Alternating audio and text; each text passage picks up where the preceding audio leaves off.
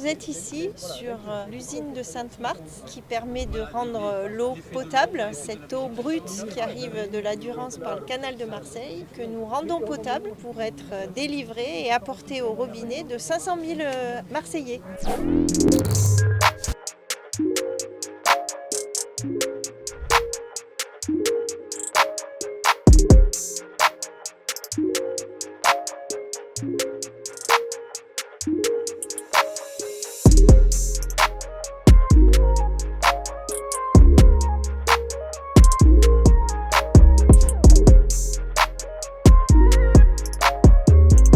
L'eau, elle met 24 heures pour arriver à Marseille. Donc l'eau qu'on va boire aujourd'hui, cet après-midi, il y a 24 heures, elle était dans la Durance.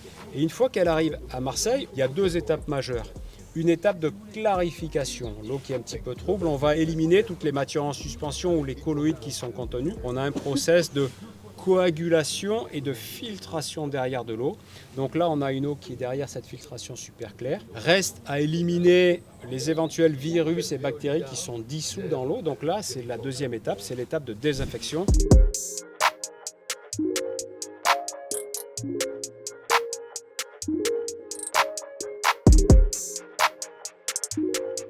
Dans le monde, 99% de l'eau, elle est désinfectée au chlore. L'ozone, c'est un gaz qui a la même efficacité que le chlore sur les virus et les bactéries, mais il a d'autres atouts, et il a notamment des atouts, c'est qu'il élimine toutes les potentielles saveurs que peut avoir une eau naturellement. Et enfin surtout, l'ozone, ça ne génère pas de goût comme peut générer le chlore. Et c'est pour ça qu'à Marseille, on a une eau qui est dite sans saveur. On ne peut faire de l'ozone qu'à partir d'un air sec, donc il faut enlever l'humidité de l'air. Ensuite, l'air circule à travers des ozoneurs. Et là, c'est des arcs électriques qui permettent de casser les molécules d'O2 et de combiner des molécules d'ozone.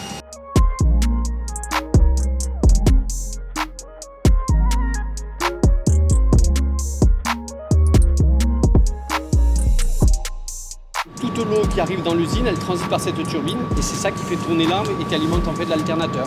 Et donc ça permet de fabriquer de l'électricité. Ce qu'il faut savoir, c'est que c'est en gros 2 fois la consommation de l'usine. Donc cette électricité, elle est réinjectée en fait sur le réseau d'Enedis, le réseau public. Cette turbine-là, elle a 70 ans bientôt. Elle tourne relativement vite, elle tourne à 600 tours minute. Et en réusinant les pièces, etc., on a un meilleur écoulement hydraulique. Ce qui fait qu'on a aussi un peu gagné en rendement. On produit 100 000 kWh de plus qu'avant sa rénovation.